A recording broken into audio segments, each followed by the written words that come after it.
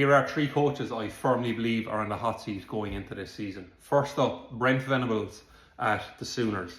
22-17 overall, 6-7 his first year, 10-3 the last year in the Big 12, 6-7 last year with 2-6 of that being in SEC play. I think there's a lot expected of the Sooners this year. Everything looks better for them roster-wise. Schedule is a bit of a gauntlet, but his buyout is 35 million. Now, if you saw my last video where I said Lincoln Riley, Mike Norvell and Brian Kelly are probably safe no matter what happens just because of the magnitude of their buyouts. Brent Venables is a bit on the lower side, 35 million. I could see Oklahoma coming up that money if things go very bad this year. Next up, the Florida Gators and Billy Napier.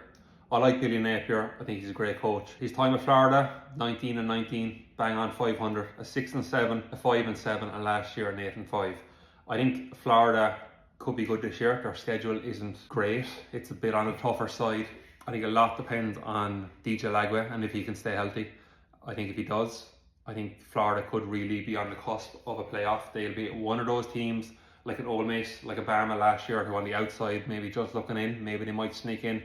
But if things go wrong for the Gators, Billy Napier's buyout is 19.4 million, which I think is very doable for a team like Florida. And finally, Hugh Freeze at Auburn.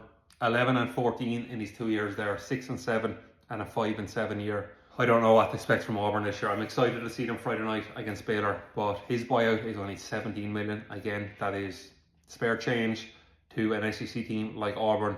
I think if things go badly, I think he could be gone midway through the season, and I think there'll be many people wanting to take that Auburn job. We've seen Gruden say he wants to come back to the SEC. Could we see Gruden down in Auburn? I'm not sure, but overall, that buyout of 17 million is fair change to an SEC team like Auburn.